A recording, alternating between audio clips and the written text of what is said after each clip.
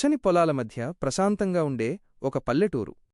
ఆ ఊరిలో కొండారెడ్డి అనే రైతు ఉండేవారు. తమ 18 ఏళ్ల ప్రాయం నుంచే తండ్రిగారినుంచి వారసత్వంగా తీసుకున్న 18 ఎకరాల వరి పొలాన్ని వారు ఎంతో శ్రద్ధగా సాగుచేస్తూ ఉండేవారు.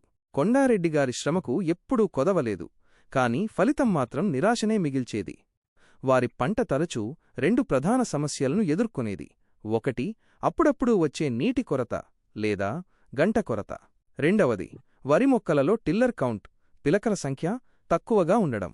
ఈ సమస్యలకు తోడు కాండం తొలిచే పురుగుల బెడద వలన మొక్క కాండం దెబ్బతిని దిగుబడి భారీగా పడిపోయేది. ఒక పంట కాలంలో కొండారెడ్డిగారు నిస్సత్తువగా తమ పొలాన్ని చూస్తుండగా అటువైపుగా ప్రసిద్ధ కంపెనీకి చెందిన ఒక బేయర్ ఫీల్డ్ ఆఫీసర్ వచ్చి ఆ నష్టాన్ని గమనించారు.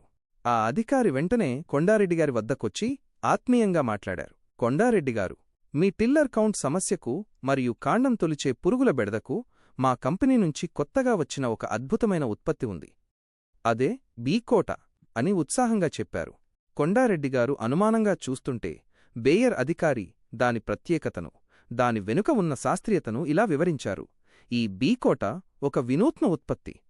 దీనిలో టెట్రానిలిప్రోల్ 0.4% మరియు ఫిప్రోనిల్ 0.6% అనే 2 శక్తివంతమైన రసాయనాలతో కూడిన జిఆర్ గ్రాన్యులర్ ఫార్ములేషన్ ఉంది.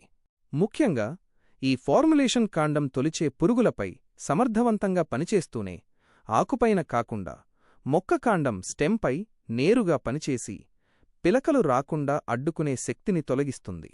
దీనివలన 1. మొక్క కాండం బలంగా తయారై పురుగుల నుండి రక్షణ పొందుతుంది. 2. పోషకాలు సమర్థవంతంగా వినియోగమై గంట బాగా వస్తుంది. 3. అత్యంత ముఖ్యంగా టిల్లర్ కౌంట్, పిలకల సంఖ్య అసాధారణంగా పెరుగుతుంది. దీన్ని ఒక్కసారి వాడి చూడండి. మీరు మీ 18 ఎకరాలలో ఎన్నడూ లేనంత దిగుబడిని సాధిస్తారు అని నమ్మకంగా చెప్పారు. బేయర్ అధికారి మాటల్లోని వివరాలు విన్న తర్వాత కొండారెడ్డిగారిలో కొత్త ఆశ పుట్టింది.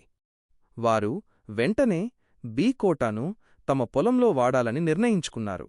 బీకోటాను వాడిన తరువాత కొండారెడ్డిగారి 18 ఎకరాల పొలం పచ్చగా, బలంగా, అధిక పిలకలతో కళకళలాడింది.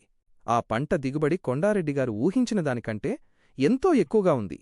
ఆ రోజు నుండి కొండారెడ్డిగారు కష్టం మరియు బేయర్ కంపెనీ, బీకోటా సాంకేతికత కలయికతో ఆ ఊరికే ఆదర్శ రైతుగా నిలిచారు.